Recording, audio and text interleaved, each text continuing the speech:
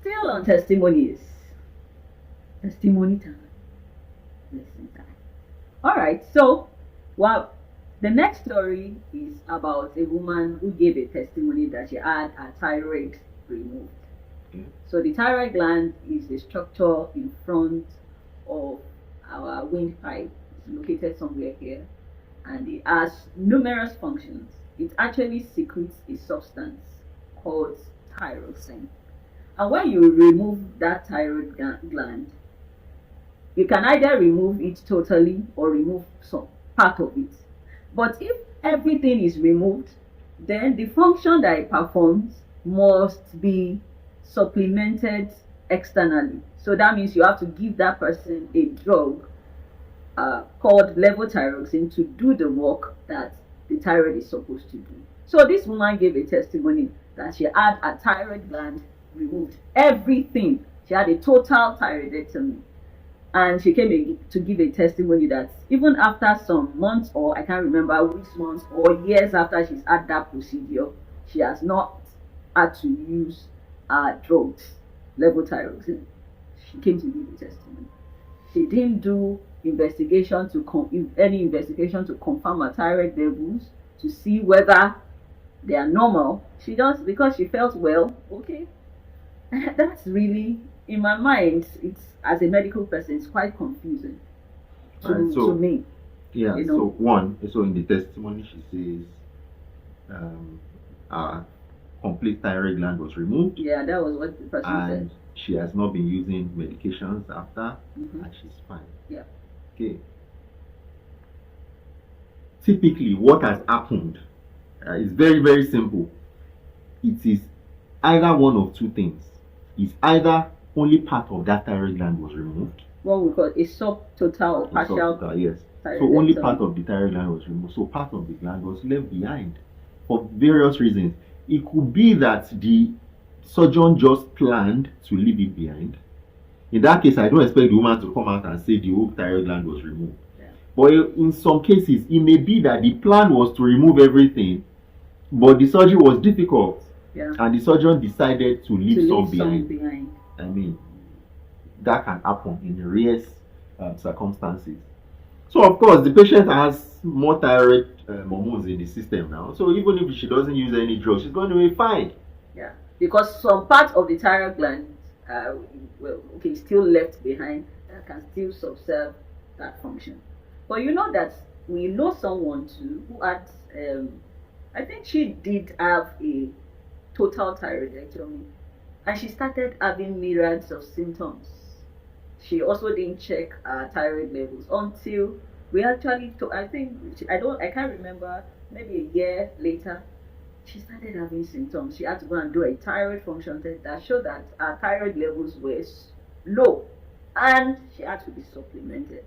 You know? Yeah, so it sometimes, and I actually tell patients, they ask me, when you remove the whole of the thyroid gland, and I say you have to use this tablet every day, they're like, after brushing your teeth. So doctor, what if I don't use the drug? You already know what they are trying to say. What if I don't use the drug? I'll be tired of using the drug. Yeah.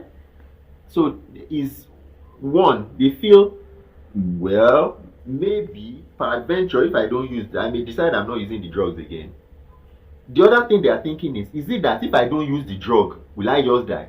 And I tell them, you won't die. You won't die like that. What happens is that when you don't use the drug, in fact, if you don't have any, if you don't use any thyroid hormones today, maybe you've been using it, your thyroid hormone levels have been okay, and today you don't use any. For the next 2 weeks, first, you are going to be totally fine because of the half-life of those hormones. Do you understand? So for the first 2 weeks, you are going to be totally fine. It is only after that, gradually, your body begins to realize that the thyroid hormone levels in the system are quite low. This is a hormone that is important for metabolism, yes, and many other functions. So it's a gradual process. So you can even be there 1 month, 2 months. You see, in fact, you will gain weight. And people will be telling you that, oh wow, you are gaining weight. Signs of hypothyroidism. Your body is shining, your skin is, but it's simply because you are becoming hypothyroid. Yeah. So you can be like that for a few months and then you come up and give that testimony. So testimonies are not supposed to be given from a place of ignorance. Yeah. They are supposed to be given from a place of knowledge and understanding. And I think we should have a recommendation when it concerns medical testimonies after this series, because it occurs to me that maybe we should places where testimonies are given. We should have maybe medical personnel to vet who are also spiritual people, a spiritual medical personnel to like vet. Yeah, I agree with you. However, those things are not going to happen. Let's just know they're not going to happen. Okay. There are things that are known already. In fact, you go to places where they have, even in quotes, places where people say the testimonies are fake. They actually try to make a medical report to support whatever they want to put forward. So we all know, even in the religious places, they know that this is what it should be. But for various reasons, one, maybe there's not enough time to be vetting all the testimonies, maybe. But sometimes you just choose to ignore. But that's an example of one thing that should not. So if you are going to come and give that kind of testimony, right? What I expect from that woman is evidence that it was a total thyroidectomy. So that means after the surgery, she will do a CT scan in a standard laboratory that will show us that yes, there's no thyroid tissue. And then a thyroid function test that is normal. Yeah, those two things will, beyond reasonable doubt, tell us that, oh, okay, yeah, there must be a supernatural hand that is supplying thyroxine to this woman. Yeah. It's just like you saying now, I just remember there's this issue of miracle money, where somebody saying that there's money that is miraculously deposited into your bank account. If you want us to believe that, right? So you have to give us clear evidence. And how do you give us the evidence?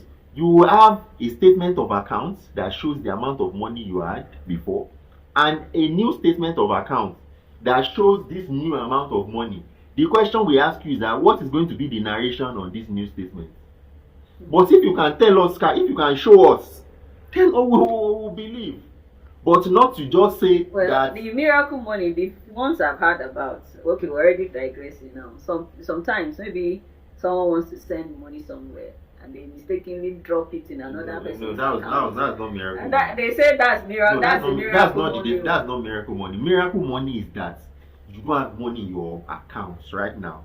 Then you are maybe in church or in a place and you pray right now, and that money lands in your account right now. So it doesn't. So nobody transferred. They are not talking about anybody.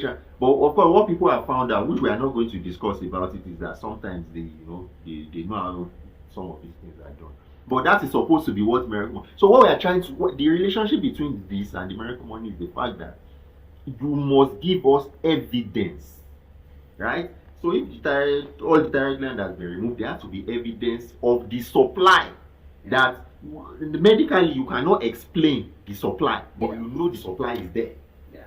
All right. So catch us in the next episode of that. Don't get us wrong. Miracles do exist. Miracles happen. We are believers ourselves, but when we are telling the story, let's give the full picture. That's what we're saying, because there are people out there looking at us and somehow who are going to be influenced by what we're saying. So please, tell the full story. Paint the full picture.